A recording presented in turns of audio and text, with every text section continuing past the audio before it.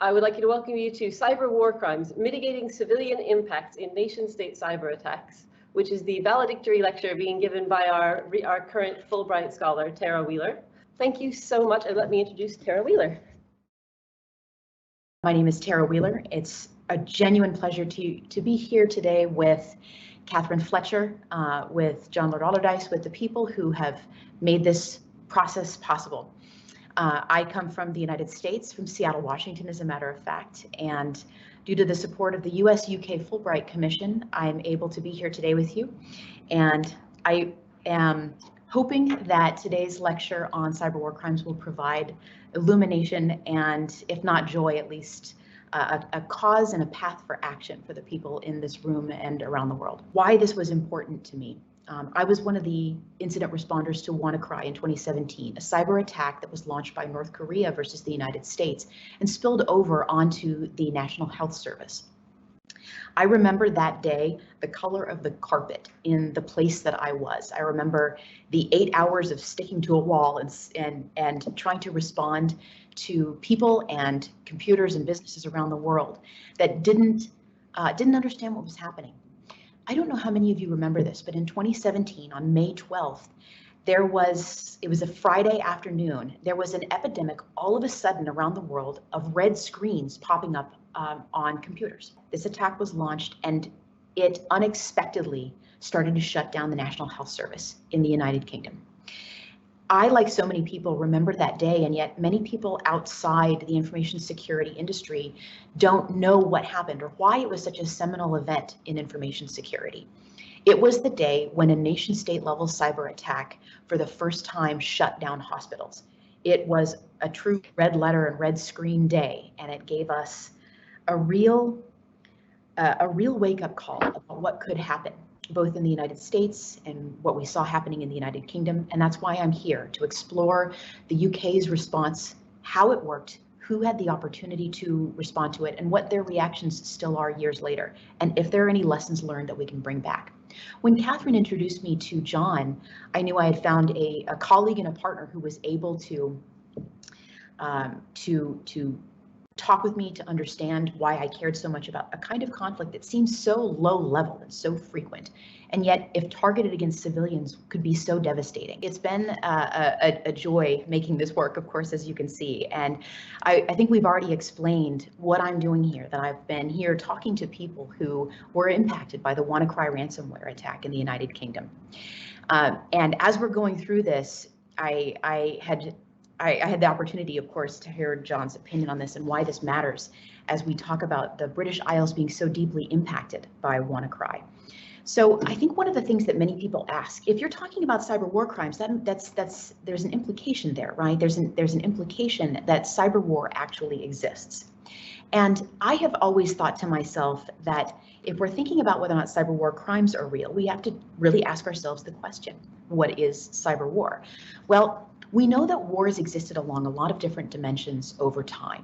War existed originally, if we're talking about original battles in history, the kinds of things that you'd read about in Herodotus, where you could look your opponent in the eye, happened on land. And of course, we see battles beginning to exist on sea, a different dimension, adding in that second dimension of warfare. Third, of course, with examples from classic British history, we can keep going. We've got the existence of the third dimension, or battle through the air, in 3 dimensions at a time. Adding in space, we end up with a location where sometimes you can't see your opponent perfectly.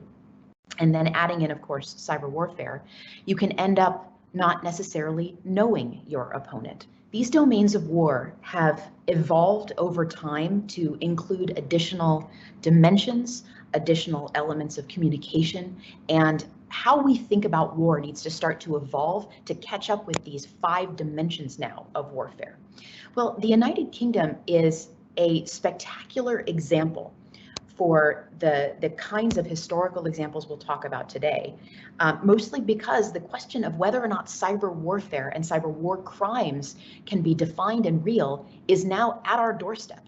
Cyber warfare can be hard to define for people, but I don't think cyber war crimes are. I think it's very clear that when you look at the Rome Statute of the International Criminal Court, that You can see in Article 8 very specifically that directing attacks against civilian objects, as North Korea did to the United States, as and the spillover, of course, occurring with the United Kingdom, this is clearly a war crime when the National Health Service gets shut down for weeks at a time, when people lose their ability to get care. We've seen in the United Kingdom, on this aisle before, a spectacular example of how this new kind of warfare works. This new kind of warfare works an awful lot like something that happened in 793. In 793, the Lindisfarne Priory was attacked by Vikings. I did in fact find a way to have a conversation about Vikings with you folks in a conversation about cyber warfare. But it's a classic example of bypassing previously existing military installations and going straight for a soft underbelly to take civilians, loot, everything that they could lay their hands on, and not necessarily destroy everything around them, but come back to harvest later. The thing that I want you to recall as you're thinking about how and why this new kind of cyber warfare exists is that it exists because there's an easier target than going after military installations. Unfortunately, that's civilians, and that can turn this into this. At the time, it was unheard of in Western civilization to find a civilian installation and raid it specifically while at war with the country. And the thing I need you to remember is that the Vikings never lost. They just got paid off to go away. They engaged in ransoming the population and the goods that they had in order to improve their own prosperity, and they didn't lose. They just got paid off enough over 200 years to join the ruling classes of Europe. This is a set of skills. It's not necessarily an identity, all right? Viking, hacking, these are things that you can do. And the kind of raiding that we're seeing occur now, and especially the kind of tactics that focus on civilians, are absolutely, without hesitation, a war crime. We see this kind of new development of warfare where high impact, low frequency events are pretty easy to identify. World War II. We see something happening with WannaCry infections or ransomware infections where the impact is relatively low, but the event frequency is massive. And then a lengthier event that can occur over time but has higher impact, relatively speaking, than cyber warfare. The question of what the next kinds of wars are going to be like is one that weighs on my mind. And just as today is a microcosm, I think, for so many of us having experience, it's funny, you'd think as technologists, at this point we would all know instinctively kind of how to fix every computer in front of us. And yet there's a hollowness and a quietude to being alone and solving problems alone. And I feel like so many people in the cybersecurity community and in the world of people solving these kinds of problems, these big problems, do feel alone. This is a microcosm of what it feels like to do incident response when you feel like no one understands the nature of the conflict that you're dealing with. And the challenges that we have here today with technology are the same ones playing out in incident response rooms, in war rooms, in governments around the world right now. This is a new form of warfare, and we don't have it right yet. We don't know how to do it properly. And one of the biggest problems, the reason that I'm here, the reason that we're here and we care about this, is because it's the civilians that get impacted by this kind of messy conflict. It is not the professionals, the people who get to quietly sit in a room and hit an enter key and step away, that are the people who are impacted by our sometimes inability to make technology do exactly what we want it to do when we want it done. And yet it is without hesitation the civilians that are there that need to be protected. So let's continue with a conversation about what the civilians experienced during WannaCry. When we say someone's been hit by a cyber attack, when we talk about WannaCry and the National Health Service, we should ask ourselves what actually happened. What is the nature of a cyber weapon? Well, there are two very clear cyber weapons that we'll speak about today, and I'll give the first one really only as an example to show the differentiation. The first one is NotPetya. NotPetya was a Russian attack dedicated towards the Ukraine to take over accounting software. This is beautiful. It is a katana. It is an elegant weapon from a more civilized age. This is a piece of the NotPetya code that goes and looks for running processes to try to stay hidden.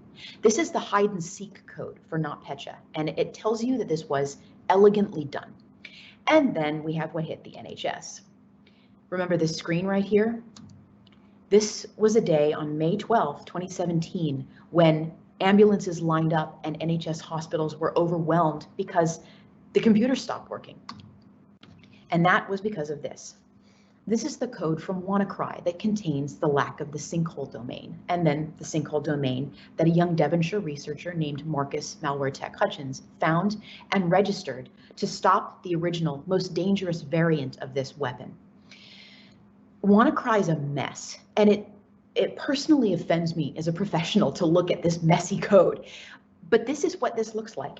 This right here is looking to try to find out whether or not a domain was registered and is being hosted, and if that request failed, execute the payload. This is it right here, straight off of Malwaretech's blog. This is steaming hot code, and it wrecked a lot of hospitals. Incident responders over the course of the last 3 months that I and Lord Alderdice have spoken to remember where they were the day that WannaCry happened. They remember it like it was the day that Kennedy got shot. They remember it like it was the day that the Twin Towers came down. They remember the flavor of the coffee they were drinking, the name of the restaurant they were at when they got the page to come in. And that happened because they spent a week with no sleep. They heroically kept the NHS in bits and pieces up and running and got as many hospitals back online as fast as possible that day. There's never going to be perfect security. And when we talk about WannaCry and the NHS hospitals that were vulnerable to it, the thing that I want to make sure that we emphasize here is that hospitals have to perpetually make a trade-off between the choices that they make in critical patient care and their IT infrastructure. The responders that were at the NHS did the absolute best they possibly could, and they did it better than the United States could possibly have managed under the same circumstances. And yet, globally, of the countries or the companies that were vulnerable to WannaCry in 2017, 26% of them still are. They still haven't engaged in the patch and fixing the critical infrastructure that was vulnerable to WannaCry back then. Everyone has ongoing vulnerabilities. I am certain, without having been told this or having direct knowledge of this, I am certain that there are hundreds of ongoing incidents at every major health installation around the world. I am sure that the NHS has ongoing incidents, that every major health system in the United States does. Everyone has ongoing incidents, and that still doesn't mean we shouldn't try. So what do we do? As individual people, this is a huge problem. The level of the problems that we're coping with in cybersecurity and in cyber conflict are so large that one person could look at a mess like the Viking raids, at the troubles in Northern Ireland, at WannaCry, at the upcoming cyber conflicts that we're dealing with right now, and throw up their hands and say, I have no idea what to do. I chose personally to focus on a thing that I understood and could call out, which was the nature of incident response to a cyber attack like this. And our takeaways from this are severalfold. First of all, the IT responders from the NHS, to the best of my knowledge and ability to tell, have never been thanked for their work that day. In fact, anecdotally, it's possible that there's a perception that I've heard from a few people that it was perhaps a lack of skill on the part of those responders that caused so much devastation. In reality, genuinely, it was a lack of available resources and training that caused that problem, that caused the inability to keep up with all of the things necessary to do to keep the NHS safe. And the takeaways that I came away with are not just that the NHS has some of the most brilliant and kind and dedicated people that I've ever had the opportunity to speak to in my life, but that they are perpetually under-resourced. Not as badly as you might expect, or as certainly is the case in the United States right now, but they are perpetually dealing with a lack of resources. And that is a thing that globally we want to see fixed, globally in every health installation. And it would also be very helpful, of course, to see some transparency year over year for increase in the specific line item for cybersecurity in the UK's national budget. Now, as a guest in this country and someone who's deeply grateful to be here, I can humbly offer a couple of those suggestions, knowing that the US is not doing as good as the UK is on healthcare, IT, and cybersecurity provisioning. I will wait a week until I hit dirt in the United States, at which point I will have more feedback for the United States healthcare system. And I hope that my feedback will be both constructive and direct. And what I found out when I talked to the people who responded to WannaCry, after I spoke to one person who couldn't believe it when I told them that a patient had expressed gratitude to me for the work that they had done, keeping the hospitals up and running, that the patients knew how hard people were working. They said that this was the first time that they'd ever heard anybody express gratitude for the level of work and the effort that they had put in. It's difficult to tell if the NHS is getting quite enough budget for, or proportionally speaking, but I know that that's something that's being attempted at the moment. We're hoping at this point to see a line item breakdown so we can tell whether or not in future that amount is being increased proportionally to the level of risk that the NHS and that the United Kingdom sees. It would be nice to see a thank you to the incident responders for WannaCry. They had incalculable value that day. They saved lives. There's no hesitation in my voice when I tell you this. It would be lovely for you and anybody listening to this, you out there, if you have the opportunity to thank someone at the NHS, please do so. Try as best you can to thank those NHS incident responders. They're the people who are standing between the healthcare provisioning and critical care services that people need in this country and absolute devastation from the kinds of cyber attacks that are going to increase over time. John was right, the next war, it's going to be a cyber war. So thank you very much to the NHS and to my hosts here. It's been an incredible joy. I know we're looking forward to questions as well too, but I want to make sure that we have had the opportunity to thank and acknowledge the people.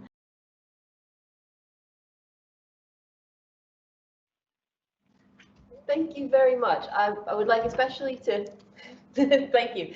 I would like especially to thank the US-UK Fulbright Commission for making this possible. Without their assistance, Tarah would have never got to come to Oxford. And I would really like everyone on this call and anyone in the future who might see this video to appreciate the triumph in the face of adversity that Tarah has demonstrated in the time she's managed to do all of her research in the midst of a lockdown, being socially distant, trying to make connections with people. And we really look forward to having her back soon in the future once we're allowed to go out properly and be closer than 6 feet. Again, if you put cybersecurity and Oxford and Tarah Wheeler into Google, hopefully it will all pop up, but it might be a little bit because I think we might do a little post-processing on this one. But thank you all very much, and I'm deeply appreciative of everyone's patience. And thank you very much, especially to Lord Alderdice for hosting Tarah in her time in Oxford.